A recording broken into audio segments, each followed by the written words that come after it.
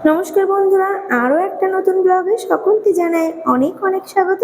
আশা করি তোমরা সকলেই ভালো আছো আর আমরাও অনেক ভালো আছি।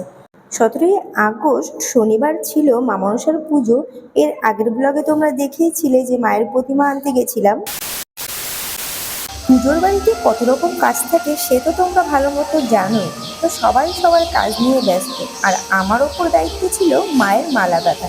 তো আমি এদিকে মালা গাঁথছিলাম, আর এখানে সমস্ত জোগাড় যন্ত্র প্রায় হয়ে গেছে। আর পুরোহিত মশাইও চলে এসেছিল।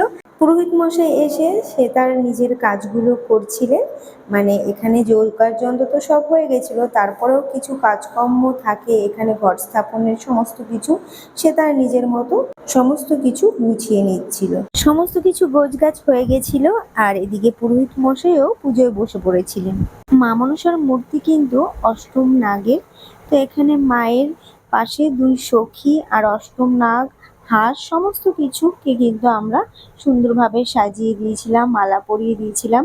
আর মনসা পুজোয় কিন্তু শাপলা ফুল লাগে, তো মায়ের মূর্তিতে শাপলা ফুল দিয়ে মালা পরিয়ে দিয়েছিলাম। প্রতি বছরের তুলনায় এবছর কিন্তু পুজো করতে করতে অনেকটাই লেট হয়ে গেছিল। আমাদের জোগাড় যন্ত্র হয়ে গেছিল, কিন্তু পুরোহিত মশাই একটু দেরি করে এসেছিলেন, আর তিনিও জোগাড় যন্ত্র করতে করতে একটু লেট হয়ে গেছে।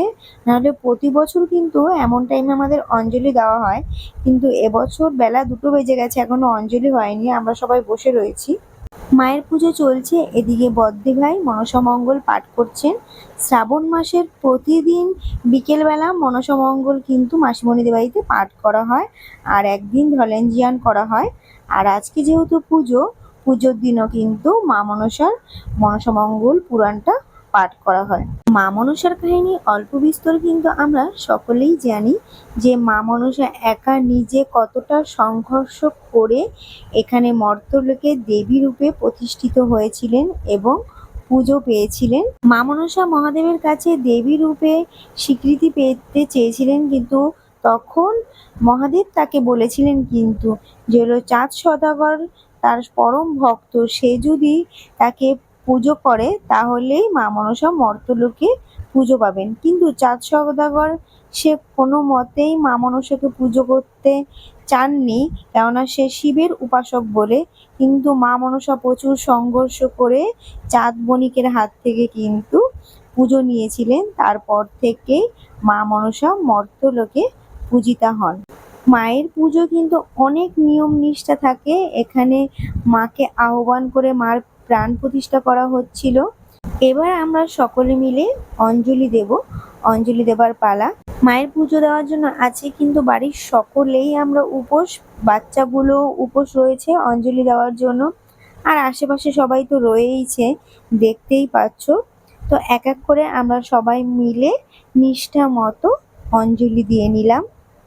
এই যে আমাদের পুচকু, যাকে আমার ভিডিওতে তোমরা অনেক দেখো, এটা হলো আমার মাম্মাম, মানে আমার ননদের মেয়ে। আর এই যে একটা পুচকু সোনা, ওটা হলো আমার ভাসুরের মেয়ে। এই যে মাম্মাম অনেক দিন পর আমার কোলে আসলো, অনেক দিন পরে মাম্মামকে কোলে নিলাম।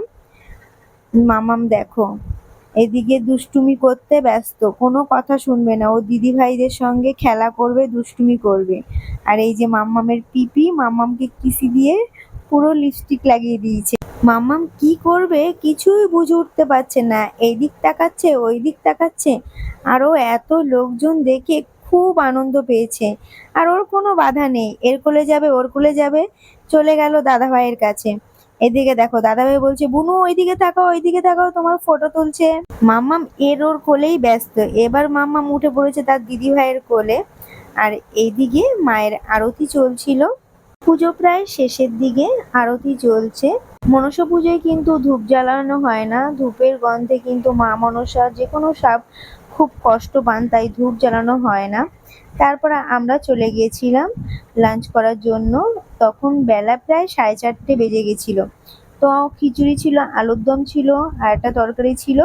তো সবাই মিলে খাচ্ছিলাম। আর এতটা গরম পড়েছিল কি বলবো, যেমন রোদ্দুর সেরকম গরম। খিচুড়িটা কিন্তু বেশ দারুণ হয়েছিল। আর এদিকে এত সবজি বাবন খাবে না, সেজন্য সেগুলি দিদিভাই তুলে নিচ্ছিল। আর খিচুড়ি দিয়ে লেবু দিয়ে খেতে আমার কিন্তু খুব ভালো লাগে। তোমাদের কার কেমন লাগে অবশ্যই কিন্তু জানিও।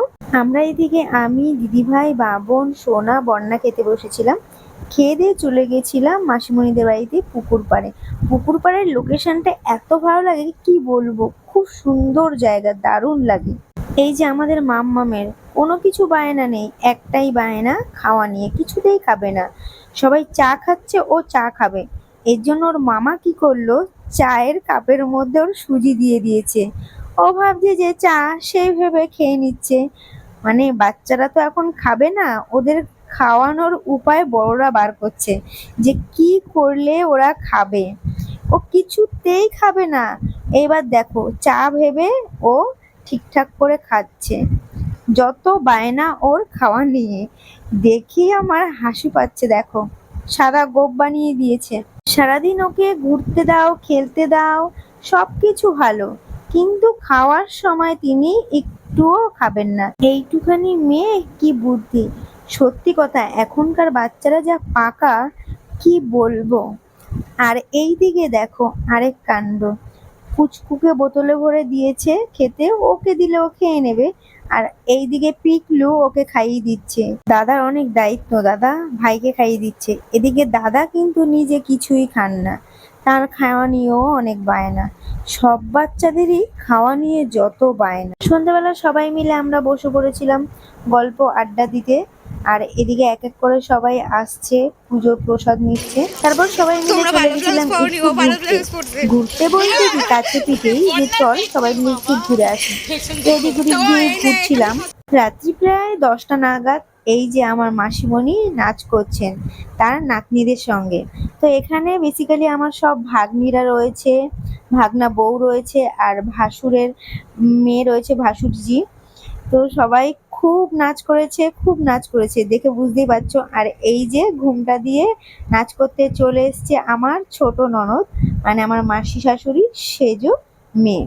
দেখো সবাই মিলে কিন্তু খুব আনন্দ করছে।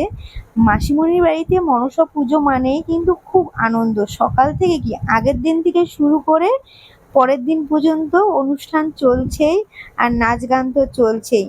তো সবাই সত্যিই খুব এনজয় করেছি। মাসিমণিও কিন্তু অনেকক্ষণ নাচ করেছিল। তারপরে মাসিমণিকে চেয়ারে করে মাঝখানে বসিয়ে দেওয়া হয়েছে। এমনিই মাসিমণির কোমরে ব্যথা, কিন্তু আনন্দে আনন্দে নাচ করেছে যে সব নাতনিরা ডাকছে, না নাচ করে পারা যায়। তারপরে বললাম যে হ্যাঁ ঠিক আছে, এবার আর তোমার নাচ করতে হবে না, তুমি বসে পড়ো। সবার মাঝখানে মাসিমণিকে চেয়ার দিয়ে বসিয়ে দেওয়া হয়েছে। তো বন্ধুরা, আমার ভিডিওটা আমি এখানেই শেষ করলাম। ভিডিওটা কেমন লাগে অবশ্যই জানিও, আর আমার পাশে থেকেও এইভাবেই সাপোর্ট করো। তো সকাল থেকে রাত পর্যন্ত যা যা করেছি সেই সমস্ত কিছুই তোমাদের সঙ্গে শেয়ার করলাম।